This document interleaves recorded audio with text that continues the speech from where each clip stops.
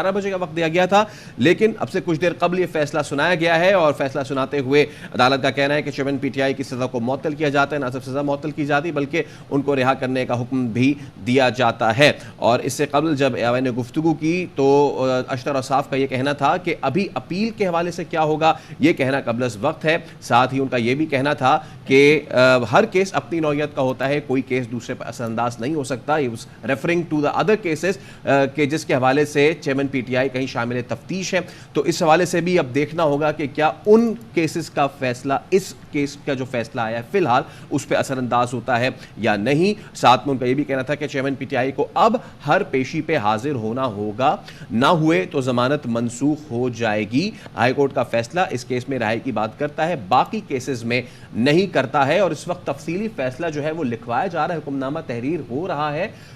وہ کچھ دیر بعد دیا جائے گا، تو پھر اس کے بعد پتہ چلے گا کہ اس میں مزید کیا میرٹس ڈسکس ہوئے ہیں۔ ایسے میں صدر ڈسٹرکٹ بار اسلام آباد قیصر امام کا کہنا ہے کہ توشہ خانہ کیس کے فیصلے میں کچھ سقم ضرور تھے، اور یہ بھی ایک بہت اہم بات ہے کہ اس میں کہا گیا ہے کہ سسپینشن جو ہوئی ہے وہ اکویٹل کے برابر نہیں ہوتی ہے، تو یہ وہ اہم نکات ہیں جو اب تک ہمارے سامنے آئے ہیں۔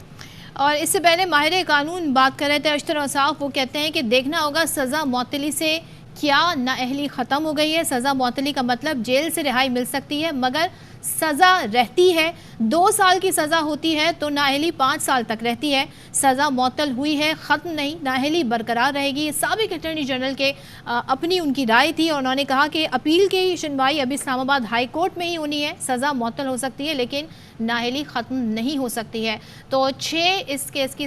سلمان اکرم راجہ ماہر قانون اس وقت ہمارے ساتھ ہیں، ان سے بات کریں گے۔ سلمان اکرم راجہ صاحب سر بتائیے گا، اسے روٹین ریلیف قرار دیا جائے اور سزا معطل ہو گئی ہے لیکن الزامات جو ان پر ہیں وہ اپنی جگہ برقرار ہیں، کنوکشن برقرار ہے؟ جی فی الحال ایسا ہی ہے، اور یہ واقعی ایک روٹین کا معاملہ ہے۔ دیکھیں جہاں اس نوعیت کی سزا ہو 2-3 سال کی، وہاں پہ سزا کی معطلی جو ہے وہ ایک عموم کی بات ہے، ایسا ہوا کرتا ہے 95% کیسوں میں۔ لہذا سزا کی معطلی اس مقدمے میں کوئی غیر معمولی عمل نہیں ہے۔ اس مقدمے میں نہ صرف سزا ایک قلیل مدت کی تھی، مختصر مدت کی تھی، اس میں اور اتنے نقص تھے اس تمام